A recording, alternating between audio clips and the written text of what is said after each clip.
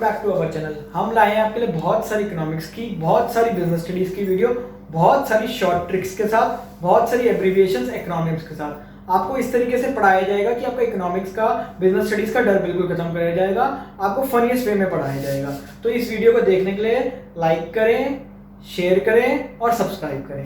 ठीक है, चलिए शुरू करते हैं। तो हम पढ़ रहे थे nature and significance of management. हमने इसके पार्ट 1 में पढ़ा था मैनेजमेंट की definition, efficiency and effectiveness, features of management, importance of management. तो जिसने पार्ट 1 नहीं देखा पहले वो पार्ट 1 देखे। पार्ट 1 का लिंक मैंने डिस्क्रिप्शन में भी दे दिया है और ऊपर नोटिफिकेशन आइकन में भी आ रहा होगा। तो प्लीज पहले आप पार्ट 1 देखिए, फिर ही पार्ट 2 देखिए। ठीक है, तो आज हम करने जा रहे हैं इस चैप्टर का पार्ट 2, जिसमें हम पढ़ने वाले हैं ऑब्जेक्टिव्स ऑफ मैनेजमेंट। तो ठीक है, तो सबसे पहले बात होती है कि मैनेजमेंट के ऑब्जेक्टिव्स क्या हैं। ऑब्जेक्टिव्स क्या हैं? Objectives are the end toward which the activities of business are directed. मतलब इजी टर्म्स में बोला जाए तो ऑब्जेक्टिव कुछ नहीं है, वो चीजें जिसके लिए हम बिजनेस को कर रहे हैं, जिस चीज के लिए हम बेसिकली बिजनेस को कर रहे हैं, जिस चीज के लिए मैनेजमेंट कर रहे हैं, उसी को हम ऑब्जेक्टिव्स कहते हैं। अब ऑब्जेक्टिव्स 3 पार्ट्स में डिवाइडेड है further: organisational objectives, social objectives and personal objectives. ठीक है, तो अब बोलोगे कि इसकी शॉर्ट ट्रिक्स क्या है? कुछ नहीं है इसकी शॉर्ट ट्रिक्स। ओए सही पकड़े, ये होगी इसकी शॉर्ट ट्रिक। ठीक है, ओके। तो उसके बाद हम शुरू करने वाले हैं ऑर्गेनाइजेशनल ऑब्जेक्टिव। ऑर्गेनाइजेशन ऑब्जेक्टिव के अंदर 3 पार्ट हैं, मतलब 3 ऑर्गेनाइजेशन ऑब्जेक्टिव होते हैं। पहला है ग्रोथ, दूसरा है प्रॉफिट, तीसरा है सर्वाइवल। अब आप बोलेंगे कि ऑर्गेनाइजेशन ऑब्जेक्टिव तो क्या है? बिजनेस का क्या है? बिजनेस का काम पैसा कमाना है। क्या सिर्फ पैसे से बात बन जाती है? नहीं, हमें उसके साथ और भी चीजें करनी पड़ती हैं। तो उसके साथ हमें ग्रोथ भी करनी पड़ेगी, सर्वाइवल भी करना पड़ेगा। देखिए, आप एक ही फॉर्म चलाते रहेंगे, प्रॉफिट कमा रहे हैं, जब तक आप ग्रोथ नहीं करेंगे तो प्रॉफिट कैसे कमाएंगे? सीधी सी बात है ना। अब अगर मार्केट में सर्वाइव नहीं करें तो प्रॉफिट कैसे कमाएंगे? तो ऑर्गेनाइजेशन ऑब्जेक्टिव सिर्फ ये नहीं है कि सिर्फ प्रॉफिट कमाना है, हमें उसके साथ ग्रोथ भी करनी है, सर्वाइवल भी करना है। अब पढ़ते हैं ग्रोथ। ग्रोथ का मतलब क्या है? कि ऑर्गेनाइजेशन ग्रो करना, नई नई ब्रांचेस बनाना और चीजें खोलना और अपने सेल को बढ़ाना, अपनी ब्रांचेस को बढ़ाना, अपने एम्प्लॉयज के नंबर को बढ़ाना। This is called. ठीक है, तो हम पढ़ रहे थे प्रॉफिट। प्रॉफिट मतलब बेसिकली पैसा कमाना, ग्रोथ सेल करके हमें प्रॉफिट कमाना। प्रॉफिट नहीं होगा तो हम कैसे कॉस्ट को कवर करेंगे, कैसे काम करेंगे? ठीक है। थर्ड पॉइंट है सर्वाइवल। आपने प्रॉफिट भी कर ली, ग्रोथ। अगर आप मार्केट में सर्वाइव ही नहीं कर पाओगे तो किस चीज का प्रॉफिट, किस चीज का ग्रोथ? तो सर्वाइवल आप तब कर पाओगे जब आप अपनी कॉस्ट को रिकवर कर पाओगे प्लस प्रॉफिट कमाओगे, तभी आप मार्केट में सर्वाइव कर पाओगे। तो ये है हमारे ऑर्गेनाइजेशन ऑब्जेक्टिव। अब इसकी ट्रिक क्या है? बस आपने कुछ नहीं याद रखना, आपने याद रखना है जीपीएस: ग्रोथ, प्रॉफिट, सर्वाइवल। और उसकी क्या ट्रिक थी? ऑब्जेक्टिव की ओए सही पकड़े। ठीक है, तो अब हम दूसरे ऑब्जेक्टिव करने जा रहे हैं, सोशल ऑब्जेक्टिव। अब ये इंपॉर्टेंट क्यों है? आप देखिए, आपका फर्म पैसा कमा रही है नेचर को यूज करके। लैंड किसका है? नेचर का। रिसोर्सेज किसके हैं? नेचर के। तो आप सब कुछ नेचर का इस्तेमाल कर रहे हो, तो क्या आपकी नेचर के प्रति कुछ रिस्पॉन्सिबिलिटी बनती है या नहीं बनती? तो बनती है। इसलिए इसका अच्छा एग्जांपल है तो कि जितनी बड़ी बड़ी कंपनी होती है, हर कंपनी का एक सीएसआर फंड होता है। सीएसआर फंड मतलब कॉर्पोरेट सोशल रिस्पॉन्सिबिलिटी, मतलब कॉर्पोरेट की सोशल रिस्पॉन्सिबिलिटी। क्यों? नेचर का अगर इस्तेमाल करें तो नेचर के लिए भी हमें कुछ काम करना चाहिए। तो उसके लिए क्या है कि देखिए, आप पैसा किससे कमा रहे हैं? लोगों से। आप किसके लिए करें? लोगों के लिए। तो आपको कुछ करना पड़ेगा लोगों के लिए। तो आप क्या करें? सबसे पहला क्या? Quality products. आपकी कंपनी है, चीप क्वालिटी प्रोडक्ट दे रही है, ऐसा प्रोडक्ट दे रही है कि कस्टमर ने यूज किया, एक टाइम यूज करते खराब हो गया, ऐसा नहीं करना। आपको चीज देनी क्वालिटी प्रोडक्ट, ड्यूरेबल प्रोडक्ट, जो लॉन्ग टाइम तक चलेगा। अगर कस्टमर ने पैसा दिया तो उसको उसका पूरा फायदा मिले। ठीक है। सेकंड क्या? Black marketing. ब्लैक मार्केटिंग हमें नहीं करनी, तो इसको हम कर देंगे क्रॉस। ब्लैक मार्केट हमें अवॉइड करनी, ये हमारी सोशल रिस्पॉन्सिबिलिटी के अंदर आता है। Third, eco friendly product. हमें eco friendly method of production use करने, इको फ्रेंडली प्रोडक्ट ज्यादा से इस्तेमाल करने ताकि नेचर को नुकसान ना हो, क्योंकि हम फायदा ही नेचर से उठा रहे हैं तो नेचर को नुकसान का मतलब बिल्कुल नहीं बनता। थर्ड है कंजर्वेशन ऑफ नेचुरल रिसोर्सेज। हमें जो नेचुरल रिसोर्स है, जब सब कुछ हम नेचर से कर रहे हैं तो हमें नेचुरल रिसोर्सेज को कंजर्व जरूर करना चाहिए। ठीक है। उसके बाद थर्ड है पर्सनल ऑब्जेक्टिव्स। पर्सनल ऑब्जेक्टिव्स के अंदर क्या है? First, job security. अब इसके अंदर पर्सनल ऑब्जेक्टिव क्या है? इसको ह्यूमन ऑब्जेक्टिव्स भी कह सकते हैं, इंडिविजुअल ऑब्जेक्टिव्स भी कह सकते हैं। क्यों कहते हैं?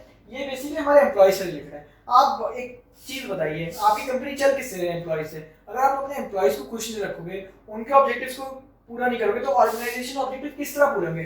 जब तक हमारे पर्सनल ऑब्जेक्टिव्स पूरे नहीं होंगे तो ऑर्गेनाइजेशन ऑब्जेक्टिव पूरे कभी नहीं हो सकते। तो हमें पर्सनल ऑब्जेक्टिव्स के साथ साथ ऑर्गेनाइजेशन ऑब्जेक्टिव्स को पूरे करने हैं। फर्स्ट है जॉब सिक्योरिटी। जॉब सिक्योरिटी का मतलब क्या? अगर आपके यहाँ कोई एम्प्लॉय काम कर रहे हैं तो ऐसा नहीं होना चाहिए तो उसको रिस्क, डर होना चाहिए कि मेरी जॉब चली जाएगी, अब मैं क्या करूंगा, अगले महीने मेरे को क्या पता एम्प्लॉय निकाल दे। ऐसा नहीं होना चाहिए। उसके दिमाग में जॉब सिक्योरिटी होनी चाहिए कि हाँ भाई, मैं काम करूँ, मेरे को नहीं निकालेगा वो, ठीक है जी। दूसरा सैलरी एंड पर्क्स। अब ऐसा है कि एक कंपनी तो दे रही है सेम वर्क के 50,000 रुपए, आपकी कंपनी दे रही है 10,000 रुपए, वो कंपनी बोनस भी दे रही है, इंसेंटिव भी दे रही है, आप कुछ नहीं दे रहे। ऐसा नहीं होना चाहिए। आपको कॉम्पिटिटिव सैलरी देनी पड़ेगी और कॉम्पिटिटिव पर्क्स देने पड़ेंगे, तभी आपकी ऑर्गेनाइजेशन सर्वाइव कर पाएगी। देखिए ऐसा क्यों है, मान लो दूसरी कंपनी 50,000 दे रही है, आप 10,000 दे रहे हो, तो वो बंदा खुशी से काम नहीं करेगा। जब वो खुशी से काम नहीं करेगा तो उसका आउटपुट अच्छा नहीं आएगा, ठीक है। Third, opportunities. अपॉर्चुनिटीज किस चीज की, ग्रोथ की और ट्रेनिंग की। अब ऐसा नहीं हो कि बंदा एक पोस्ट पे अगर बैठा है तो जिंदगी भर उसी पोस्ट पे रिटायर हो जाए, ऐसा नहीं।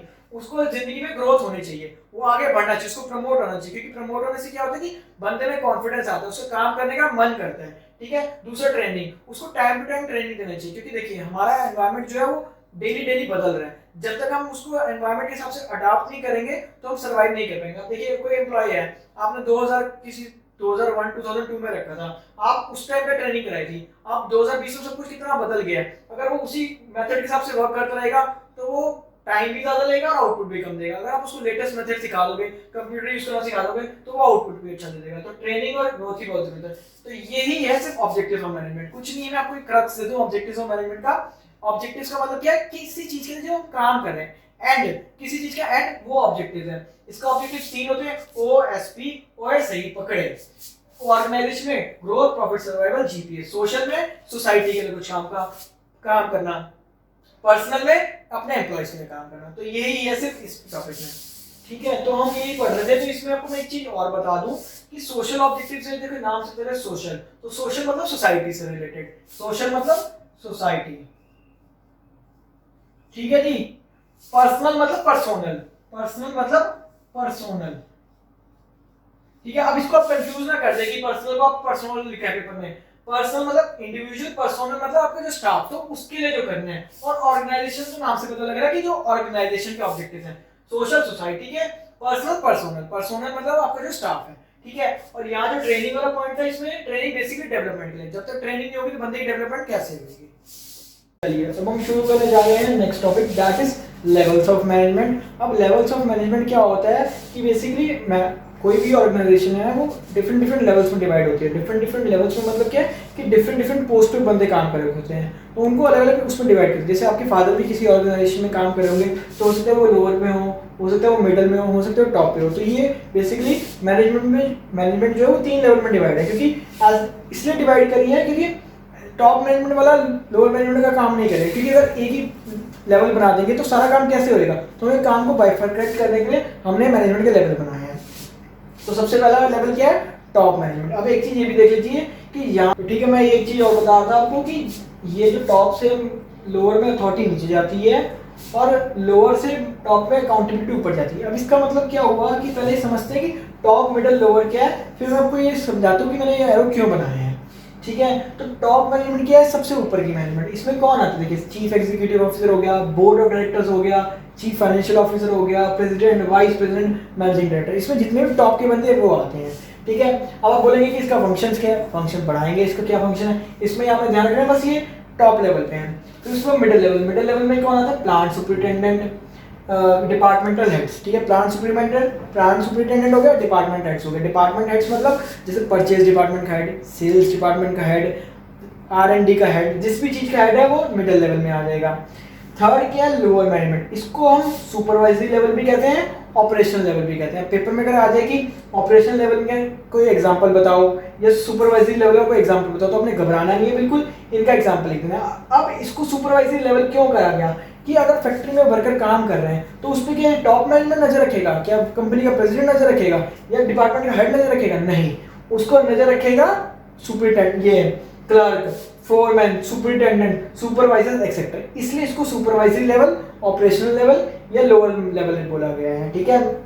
अब इसमें क्या होता है कि जैसे जैसे हम नीचे आते जाते हैं तो अथॉरिटी तो बढ़ती जाती है, क्योंकि ऊपर वालों का काम कम है मगर उनके पास अकाउंटेबिलिटी बढ़ती है, रिस्पॉन्सिबिलिटी बढ़ती है। क्यों ऐसा हो रहा है, क्योंकि जैसे नीचे आ रहे हैं तो काम बढ़ता जा रहा है मगर इनकी रिस्पॉन्सिबिलिटी कम है, इसकी अकाउंटेबिलिटी और रिस्पॉन्सिबिलिटी ज़्यादा है, ठीक है। तो यही बेसिकली मैनेजमेंट ऑफ लेवल है। तो हम इसके करने जा रहे हैं फंक्शंस ऑफ मैनेजमेंट। ये बता रहा है कि मैनेजमेंट लेवल। अब आपके दिमाग में क्वेश्चन आएगा कि चलो ये आ गए, ये इसमें आ गए, ये इसमें आ गए, वर्कर्स कहाँ गए? वर्कर्स का कौन सा लेवल है? तो वर्कर्स का कोई लेवल नहीं है, वर्कर्स बस इसके नीचे आए थे, उनको वर्कर्स कहते हैं, ठीक है, इसके नीचे वर्कर्स आ जाएंगे, उनको वर्कर्स कहते हैं। चलिए अब हम इसके बाद शुरू करने वाले हैं इसके फीचर और फंक्शंस, बेसिकली कि इसके क्या फंक्शंस हैं, इसके क्या फंक्शन है, इसके क्या फंक्शन।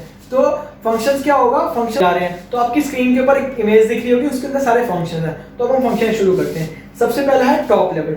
टॉप लेवल का काम क्या होता है? ऑब्जेक्टिव डिटरमाइन करना। अब आप एक चीज बताइए कि ऑब्जेक्टिव मिडिल लेवल वाला करेगा क्या सुपरवाइजरी लेवल करेगा? नहीं, कंपनी का ऑब्जेक्टिव है कि हमें कितने % सेल्स ग्रोथ अचीव करनी है, कितने % प्रॉफिट कमाना है, ये है टॉप लेवल का काम।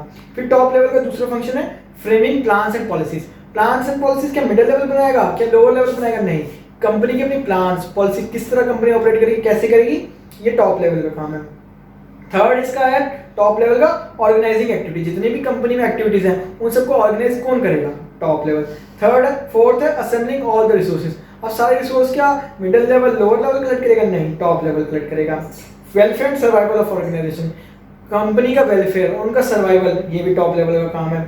फिर उसके बाद मिडिल लेवल, फिर ये टॉप लेवल में एक पॉइंट ये भी बच गया, समझ लेते हैं, लिएजन विद द आउटसाइड वर्ल्ड। क्या आउटसाइड वर्ल्ड के साथ middle level lower level connect करता है? नहीं, टॉप लेवल। जैसे मान लीजिए कोई कंपनी की मीटिंग है किसी क्लाइंट के साथ या किसी बड़े इन्वेस्टर के साथ या गवर्नमेंट सर्वेंट के साथ, तो क्या वो मिडिल लेवल लोअर लेवल करेगा? नहीं, टॉप लेवल का करेगा।